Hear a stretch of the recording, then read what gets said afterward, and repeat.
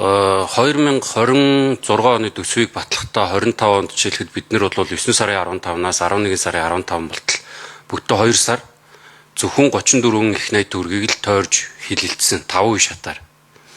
За тэгээд төсөв батлахдаа 34 их найтыг 5 үе шатаар 2 сар хилэлцэж байгаа юм бол төсвийн гүйцэтгэлийг буюу одоо энэ 133 их найт төгрөгийн яаж зарцуулсан бэ гэдэг өнгөрсөн жилийнхээ зарцуулалтын тайланг хилэлцэхдээ 2 үе шатаар чуулган дээр нэгээр нь байнгын орон дээр нэгээр нь ингээд дуусчих. Энийг илүү дэлгэрэнгүй ярьдаг болох ёстой гэдэг зарчмын шаардлага байсан учраас энэ дэгийн тухай хуулийн дээр өөрчлөлт оруулах гад гишүүдийн асуулт асуух нөгөө 5 үе шатаар ярихдаа нийт ярих хугацааныг 3 минутаар 5 үе шат гэхээр нэг 15 минутанд хүрдэг. Тэгээд одоо энэ гүйцэтгэлээ ярихдаа бид нар бас бүх байнгын ороод дээр нэг 15 минутанд холбогдох бүх асуултуудаа нэг асуугаад аваатаасаа гэдэг үүднээс Тэгийн тухай хууль санаачилсан Монгол Ардын нам энэ хуулийг хилэлцүүлж үр дүнд хүрээгүй буюу өнөөдрийн байдлаар бид нэг ингээд төсвийн гүйцэтгэлээ 2 үе шатаар хилэлцээд өнөөдрийн байдлаар ингээд айгүй маш богино хугацаанд яриад дуусч байгаа маа гэдгийг бас хэлэх гэсэн. Түрүү нөгөө асуултан дээр бас цаг багтсангүй нийслэл дээр жишээлхэд 2 хүнээс санал авангуудаа нийслэлийн авцам ашиглалтын татварыг нэмждэг. Тэгээ нийслэлийнхэн одоо татварын бондын юм уу энэ төсвөөр цугларч байгаа мөнгө нийлээд 28 их найт төгрөг.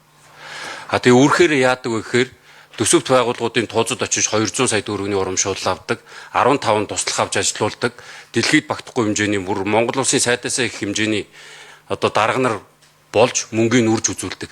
Тэгэхээр нийслэл уг нь тэр аваад байгаа их татвараа бууруулах уу гэдэг дээр бас нэг хариулт өгчүүл зүгээр байна. Иргэд зүгээр яг энийг хүсэж байгаа. Тэгээ хүсэлтэнд нь та нар иргэдээ сонсож ажиллаж чадах уу гэдгийг хариулж өгч чинь. Мэдсэн сайд асуултанд хариулъя. Ер нь бол төвшин гишүүний хэлж байгаа тэр урсгал зардлыг болох тал дээр илүү анхаараарай гэж санал нэг байгаа. Гэхдээ бид нар одоо өөрсдөө хамцууж байгаа баталж байгаа төсөв урсгал зардал дээр ер нь манай ер нь төсвийн нэг реформын шинжил хийхгүй бол бид нар чинь нэг 200-аар хуучлаад өгсөн зардал байна. Тийм. Тэгэхээр ч одоо бид нар төсвийн хүрээ баталдаг тэр хүрээндээ багтаагаад нөгөө хуульчсан зардлуудаа шингээгээ явдаг. За тэгэхээр нөгөө талдаа хөрөнгө оруулалтын зардал буурдаг. За цогтоотор гишүүн түрүүн бас асууж илээ. Төрөөмчийн үр төлбөрийн асуудал байна. Төрөөмчийн асуудал дээр бол бид нар арга хэмжээ авнаа. Зүгээр үр төлбөрийн задлаад харах юм бол бас асуудлууд байна.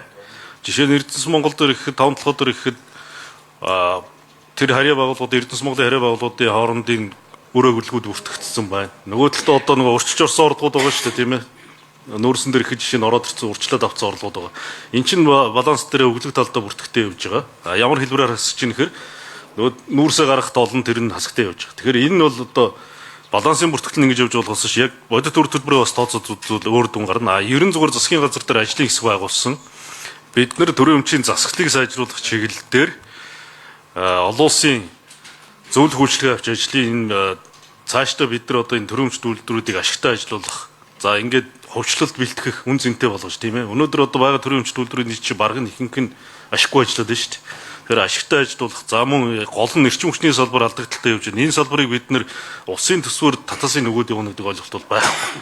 Тэр энэ төрийн өмчт компаниудын засаглалыг сайжруулж эндээс орох ашигтай ажиллагааг нэмэгдүүлж бид нар бусад салбарын тэр эрчим хүчний алдагдлыг хаах ч гэдэг юм. Энэ дээр бол засгийн газар ажлын хэсгээ хэцүүлээ явж байгаа. За нөгөө талдаа төсвийн хөрөнгө оруулалт талд одоо ер нь энэ төрийн өмчийн компаниудын хөрөнгө оруулалт талд ч гэсэн сангийн яам дээр одоо хууль бид нар бэлтгээд дуусчих. Намрын чуулганаар өргөн барина. Төсвийн хөрөнгө оруулалтын тухай хуулийг өргөн барина. Энэ асуудлыг ер нь бид нар авч хэцэхгүй бол цаашдаа яг нөгөө одоо төсөв хилцэх үед гишүүд одоо төсвийн хилцүүлгүй төсөв төртөг нэмэгдүүлдэг юу шин төсөв оруулж ирдэг ч юм уу ажил үйлчлэл нэмнэгээд эргээд энэ төсвийн одоо сахилгат талд бол асуудал болж өрөөд байгаа. За нийслэлийн тал дээр бол асуудал байна уу гэвэл байна. Нийслэл бол өнөөдөр бид даасан ордохдоо за энэ хэмжээгээр ер нь зүгээр одоо төрөнд тодтох бол одоо буруу гэж төвшин шимжилж байна. Тодорхой нөхцөл байдал үүсээд л бид нар тодтоход байгаа. Түүнээс ч одоо юу гэдэг тодтох их сайн учраас тодтоход байгаас логт биш. Гэтэл одоо бид нар тодтохдоо бол зардлаасаа тооцоод хамаг урсгал зардалтай чөдөрлөгдөөл яваад байгаа. Нийслэл зардлаад тэлээд явж байгаа. Тэгээд одоо юу гэдэг нийслэлийн энэ орлогын төсвийн сахилга батын хангалтгүй байдал чи өөрөө улсын нэгдсэн төсөвд нөлөөлөд байгаа байхгүй алдагдaltaд. Тэрийг ярихаар одоо нийслэлийн нийслэлийн төсөв алдагдaltaгүй байгаа. Их хурл одоо биднийг алдагдaltaй ирж ингээд төсвийн харилцаагаа ойлгохгүй яриад байгаа төлөөлөгч нар өнөөдөр иргэдийн хурлын төлөөлөгч нар төсөв батлаа суугаад байгаа. Хаан сууж. Алдагдaltaгүй гэдэг одоо дараа тийм сууж. Нийслэлийн дараа босоод алдагдaltaгүй гэдэг одоо арчнаа. Танаа одоо төсөв одоо жишээлбэл нийслэлийн төсөв алдагдaltaгүй батлагдах нэг өөрөө. Та нарын төсвийн хязгаарыг давж батлаад байгаа хөрөнгө оруулалт чинь өөрөө нэгдсэн төсвийн алдагдaltaг нөлөөлөд байгаа гэдгийг ойлгоод асуудлаа ярь. Улсын хурлын гишүүд төсвийн харилцааны талаар ойлголтгүй та нарыг яриа сууж байгаа асуудал огт биш. Тийм учраас энэ асуудлыг бид нар эргэж харна. Ялангуяа 27 оны төсөв бэлтгэхдээ бид нар нийслэлийн чиг үүрэг рүү юуг нь бүрэн шилжүүлэх үү? Ямар орлогуудыг бид нар тачих уу? Ямрыг үлдээх үү гэдэг дээр бид нар намрын төсөв дээр бодлого болгож оруулж ирнэ. Өнөөдөр засгийн газар дээр төсвийн хүрээний хязгаарыг төсвийн ерөнхийлөгч захирагч нар танилцуулсан. Энэ хүрээндээ бид нар шинжилгээ төсвийн реформ хийх асуудал оруулж ирнэ.